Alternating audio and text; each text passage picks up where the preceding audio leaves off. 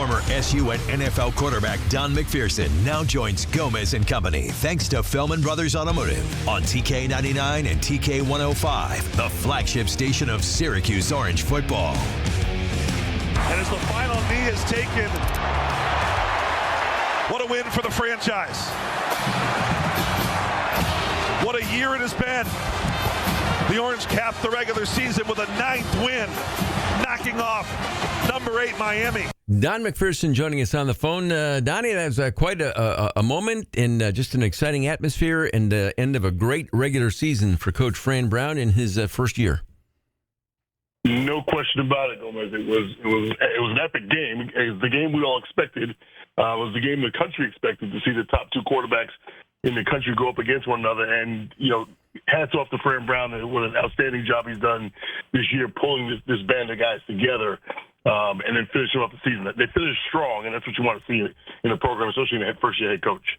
Well, last night the college football playoff rankings came out, and as predicted, the Miami loss for Miami kept them out of the playoff rankings, just outside of the top there. But Syracuse ends up 23, Colorado at 22 rather, Colorado at 23. So to be in that mix by the end of the season is a huge win for Coach Fran.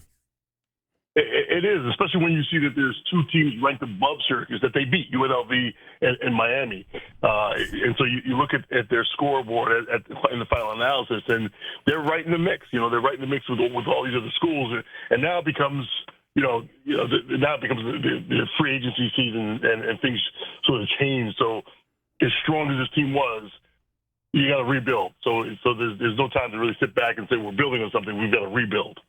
And it's also signing day, and I'm scrolling through, trying to pay attention here to Cuse football on social media. A linebacker out of Georgia committing. And it's the first of many who are going to be signing today and committing to the Orange. But and again, we might have asked you this before, but if they sign today, if a kid signs today on December 4th and qualifies and is eligible, they are able to participate in practices this time of the year before the bowl game, correct? I believe so. Yes, I think that I don't know if they can participate in practice because they have to be enrolled.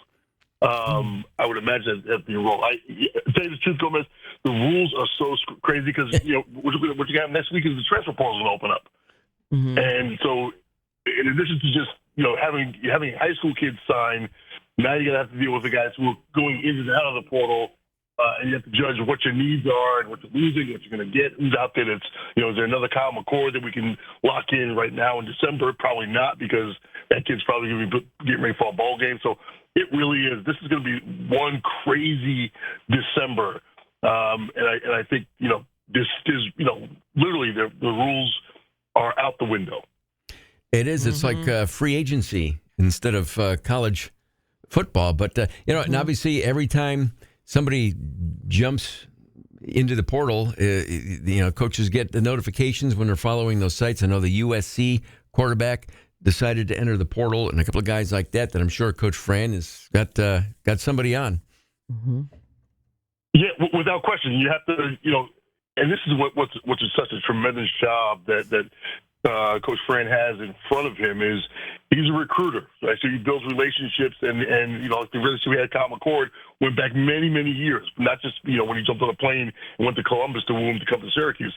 So he's a relationship builder, and those qualities help right now. But the other thing is you have to say, okay, let's say that Miller at USC is available. What's it going to cost you? And how's that impact the other players that you can go after in portal? Because it's going to cost you more to keep a kid than it is to entice a kid to come in. You have to pay a kid more to stay. Then you have, or now once you have sort of the free agency market, you're going to have kids say, hey, listen, I need $1 million or I need $500,000 or whatever that number is. Now you're not just a recruiter building relationships. You're also an accountant looking at your ledger. What can we afford? What's going out the door? What's coming in? Donnie, what do you think are some of the financial benefits to playing at Syracuse? What's Fran going to come in with when he meets some of these kids that's, has nothing to do with money? That's a hard question, Lisa. You know what? When it comes to where things are right now, money talks. It's the money game, and unfortunately, I love Deion Sanders, but I hate the image that he's portrayed with the watches and the gold and the bling and the cars. It's really a difficult thing because it's one thing if you're a pro and you're making a lot of money and you have a family, you have a life and whatever, you bought a house and all those things. It's another thing when you're 19 years old, and maybe not coming from a lot of money. All of a sudden, you have all this resources, and it's hard to make those decisions. I would say that the things that Syracuse University has are the things that I've always valued.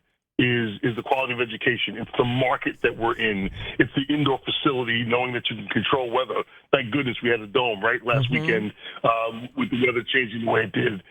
So those are the kinds of things that have always been there. It's always been the strength of our institution, the strength of our community.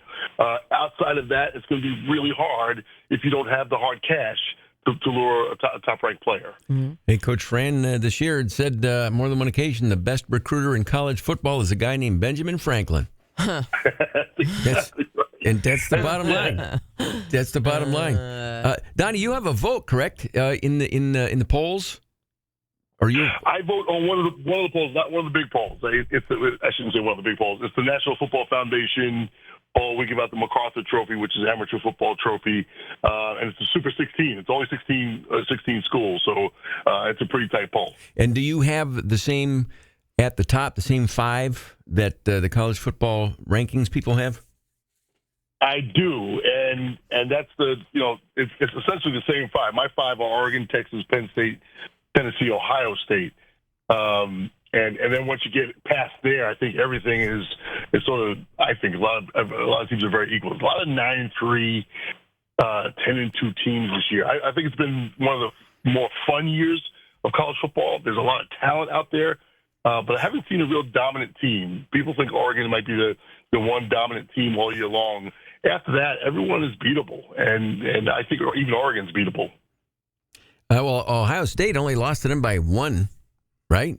I think earlier in the year. I mean, that's how tight that game was. And you bring up, I was going to say, Gomez, you bring up a really good point. Is we're back to that early season loss doesn't hurt you as much as it does. Syracuse lost at the worst possible time. Mid-season, everyone wants to know what Syracuse is all about. Everyone wants to know what Kyle McCord was all about. It was a Thursday night against Pitt, and they really did not play well, and Kyle McCord had the worst game he had all season, probably of his entire career, I'll tell you. And it was just a bad time. And so Stanford lost early, but here, not Stanford, Clemson lost early, but here Clemson is in the title game for the ACC. And so those early losses don't hurt you as much in this era of. By the way, this is still not a playoff. This is still a tournament. When some picks the schools in, right? You have 4 championship games this week: ACC, SEC, Big 10, Big 12. Play those 4 games. Maybe throw in a wild card with a group of 5 school or a school on the bubble, and have a playoff. This is still a tournament with schools selected by a committee. True.